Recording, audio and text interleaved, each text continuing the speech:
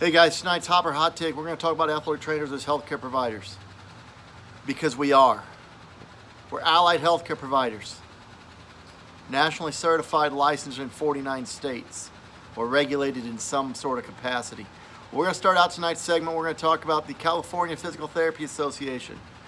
I saw a post on Twitter earlier today from a physical therapist talking about what a joke the statement is from the CPTA related to athletic trainer licensure in the state of California.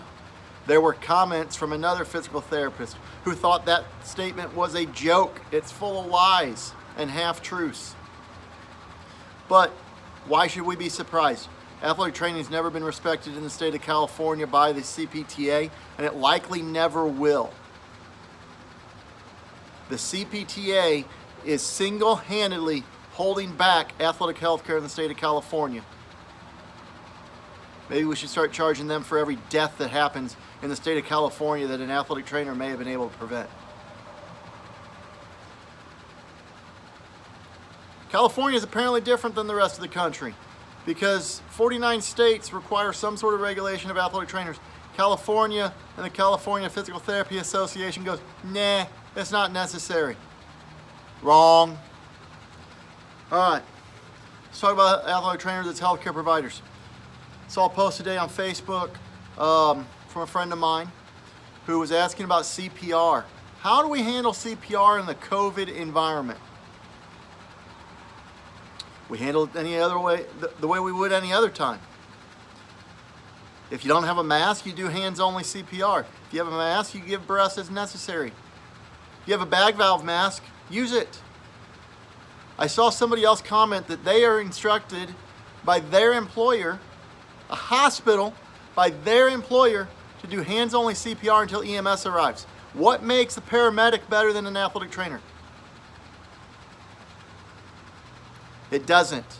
So maybe that hospital group needs to provide the athletic trainer with the appropriate resources to be an allied healthcare professional while wearing its logo. I was on another group post talking about exertional heat stroke. And if your school says you can't do exertional heat stroke, how do you determine when to take them out of the tub? You don't. You need that rectal thermometer to be able to get a core rectal temperature. That is the standard of care. It's time for an administrator to step back and let the allied healthcare provider be a healthcare provider and do their jobs. Exertional heat stroke is preventable. It's also treatable, and if we treat it correctly, it's 100% survivable. It's 2020, I know it's a crazy world. Why don't we start thinking about some craziness of letting healthcare providers be healthcare providers?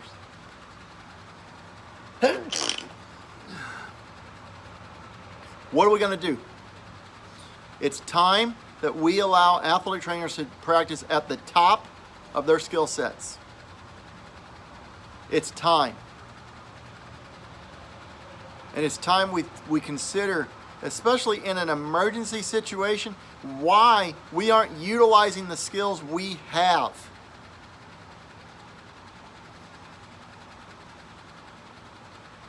Boys and girls, we've already had several athlete deaths this summer.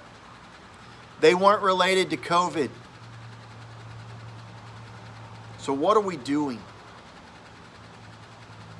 What are we doing? Once again, we know sudden cardiac arrest, brain trauma, exertional heat stroke, and exertional sickling account for 90% of all catastrophic death in athletics. We know cardiac arrest has claimed the life of at least one. We know exertional heat stroke has claimed the life of at least two this year, this summer. Off the top of my head, I know of 5 deaths, at least 2 of them were sudden cardiac arrest. At least 2 of them are going to be heat stroke. What are we doing? Athletic trainers need to be present. Athletic trainers need to be able to practice at the top of our abilities. Administrators should not be making medical decisions. That is the job of a healthcare provider. Standard of care in an exertional heat stroke is that you obtain a core rectal temperature. The only accurate way of doing it is a rectal temperature. An infrared gun is worthless. An oral temperature, worthless. We must have a core body temperature. The only way to feasibly, accurately do that in an athletic environment is use of a rectal thermometer. It's not a big deal. Once we know that temperature is greater than 105, we put them in the tub, we leave the thermometer in place. That's the beauty of a Datatherm unit. It's able to be left in place. It has a wire on it that is 6 feet long, specifically for that purpose.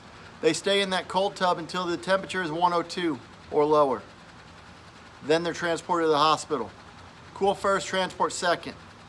I will post a video below in the video description to a video I did last week of talking about exertional heat stroke, both using wet bulb globe temperature and preventing it in the first place, and also talking about how we treat it on the back end using cool first, transport second. We have to be healthcare providers. We have to start providing the standard of care. As schools, as leagues, we have to start providing the standard of care. That means employing a full-time athletic trainer or multiple full-time athletic trainers. That means allowing that athletic trainer to practice at the top of their skill set. It's 2020. The preventable deaths in athletics have to stop. We can do it if you'll let us.